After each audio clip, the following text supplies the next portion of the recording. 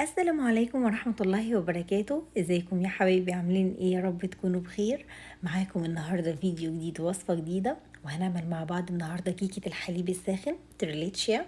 هنعملها بطريقة بسيطة وسهلة واقتصادية. هنحاول ان احنا نقتصد في المكونات ونستخدم مكونات من البيت، مش هنستخدم حاجات غالية او مكونات مش متوفرة في البيت. تمام كده؟ زي ما انتوا شايفين هنعملها بطريقة بسيطة وسهلة ومش متعبة ومش مكلفة، والنتيجة هتعجبكم جدا، طعمها حلو جدا جدا جدا. ويلا بينا نشوف هنعملها ازاي مع بعض.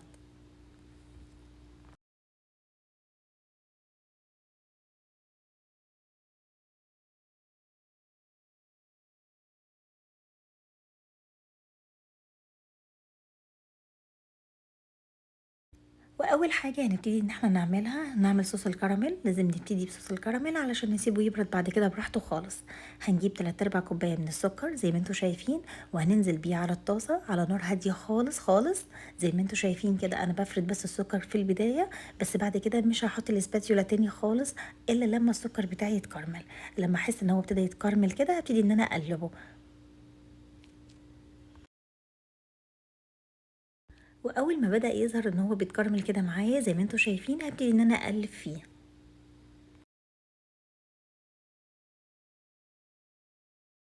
واول ما السكر ما يدوب معانا بشكل كويس هنبتدي ان احنا ننزل بمعلقتين كبار من الزبدة او حوالي مكعبين من الزبدة. تمام كده؟ وبرده لازم ندوبهم بشكل كويس. طبعا الافضل ان الكراميل بتاعنا يكون لونه غامق عشان تكون الطريقة الأصلية بجد ويكون نفس الشكل. فالأفضل إن انتي تستخدمي طاسة تكون ستانلس ستيل أو يكون لونها فاتح. أنا طبعا علشان مستخدمة طاسة لونها غامق شوية فما قدرتش إن أنا أميز إن الكراميل لسه محتاج شوية كمان على النار. فطبعا طلع معايا درجة أفتح شوية. هو طعمه حلو جدا، بس هو كشكل المفروض يكون درجة أغمق شوية علشان يكون الشكل التقليدي. تمام كده؟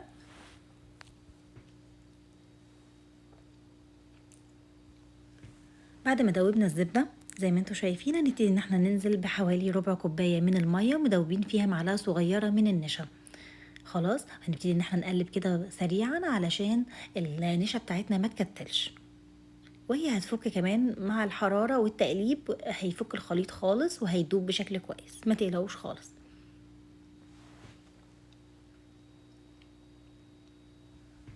وبعد كده هننزل سوري بكوباية من اللبن. تمام. طبعا اول ما هننزل باللبن هنلاقي الخليط اتكتل معانا قوي. زي ما انتوا شايفين كده، بس ما تقلقوش ده طبيعي. درجة حرارة اللبن غير درجة حرارة الكراميل، طبيعي ان هو يكتل، بس مع التقليب المستمر هيفك ويبقى كويس جدا. وهنسيب الكراميل بتاعنا على درجة حرارة متوسطة مع التقليب المستمر لغاية لما نوصل للقوام اللي انتوا شايفينه ده. بعد كده هنرفعه من على النار ونسيبه يهدى خالص ويبرد. ومقادير الكيكة بتاعتنا النهاردة عبارة عن 4 بيضات بدرجة حرارة الغرفة، معايا كمان معلقة كبيرة من الفانيليا السايلة، عندي 3 ارباع كوباية من السكر، عندي كوباية من الدقيق المنخول، وعندي كمان معلقة صغيرة من البيكنج باودر هضيفها على الدقيق بتاعنا زي ما انتوا شايفين كده. وعندي كمان رشة صغيرة جدا جدا من الملح هضيفها على الدقيق، برضو بتدي نتيجة حلوة جدا. رشة الملح مفيدة جدا ومهمة جدا في الوصفة. اول حاجة هننزل بالبيض زي ما انتوا شايفين كده، وبعد كده هننزل بمعلقة كبيرة من الفانيليا السايلة، او لو مش متوفر عندك الفانيليا السايلة ممكن الباودر، مفيش مشكلة خالص. بس اهم حاجة ان انتي تضربي الفانيليا مع البيض، وهنضرب بشكل كويس جدا لغاية لما يتكون معانا فوم. وبعد لما البيض عمل معانا فوم كده زي ما انتوا شايفين هنبتدي ان احنا ننزل بالسكر بتاعنا، ولكن على دفعات. هننزل بيه واحدة واحدة، مش هنحط الخليط كله او السكر كله مرة واحدة، ولازم نتأكد ان هو داب بشكل كويس جدا جدا. وبعد ما خلطنا السكر تمام وحسينا ان القوام تقل معانا، قوام البيض تقل معانا، البيض والسكر مع بعض، هنبتدي ان احنا ننزل بالدقيق. بس هننزل بيه برضو على دفعات وهنقلل سرعة المضرب شوية. احنا عايزين بس نخلط الدقيق بتاعنا، مش عايزين نضرب كتير في المرحلة دي، احنا عايزين بس نخلطه. تقدري انتي تستغني خالص عن المضرب الكهربائي، وتقدري انتي تخلطيه بأي مضرب يدوي سلك، مفيش مشكلة. احنا بس بندوب الدقيق مع الخليط السائل بتاعنا بس مش اكتر. بعد كده بجيب اي صينية عندي، وممكن بايركس، ممكن ألمنيوم، ممكن أي نوع انتي بتفضليه، بس لازم طبعا ان احنا ندهنه أي مادة دهنية متوفرة عندنا، ممكن زيت ممكن زبدة. تمام كده. وبعد كده هنبتدي ان احنا طبعا لازم نغلفه بشكل كويس جدا حتى من الأجناب، من الجوانب بتاعته. وبعد كده هنبتدي ان احنا ننزل بالخليط بتاعنا، خليط الكيكة بتاعنا زي ما انتوا شايفين كده. هتدخل على درجة حرارة 180، طبعا فرن ساخن مسبقا، لازم نكون مسخنين الفرن قبل كده لمدة نص ساعة بالظبط. وبعد كده بنختبرها بخلة الشيش طاووق. وعلى ما الكيكة بتاعتنا تستوى هبتدي ان انا اعمل معاكم كده الكريم شانتيه او طبقة الكريمة. عامة انا هنا استخدمت كريم شانتيه، بس تقدري انت تستخدمي اي نوع كريمة انت بتحبيه، ممكن كريمة لباني، ممكن كريمة خفق، ممكن اي نوع انت بتفضليه. اهم حاجة ان الكريمة بتاعتنا تكون تقيلة، مش طرية قوي يعني، علشان تستحمل كمان ان احنا هنضيف فوقيها طبقة الكراميل. تمام كده. انا هنا استخدمت لبن ساقع، تقدري برضو تستخدمي مية ساقعة لو مش متوفر عندك لبن. وهنضربه بشكل كويس جدا بحيث ان القوام يكون معانا تقيل زي ما قلت لكم.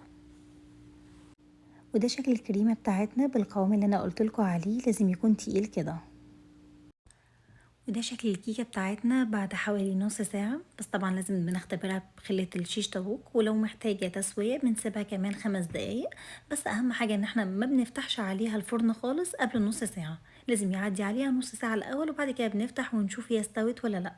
طبعا بنبتدي ان احنا زي ما انتوا شايفين كده برضو بخلة الشيش طاووق نعمل فيها فتحات صغيرة بحيث ان هي تتشرب اللبن بكل سهولة. هنزل عليها بكوبايتين من اللبن زي ما انتوا شايفين كده. خلاص، وهنسيبها على جنب لغاية لما تتشرب اللبن كله بشكل كويس. وبعد ما اتأكدنا ان الكيكة بتاعتنا تشربت اللبن بشكل كويس، هبتدي ان انا انزل بقى بالكريمة بتاعتنا واسويها برضو بشكل متناسق. ممكن تستخدمي السكرابر او اي حاجة متساوية عندك في المطبخ بحيث ان هي يكون شكلها بس متناسق في الاخر.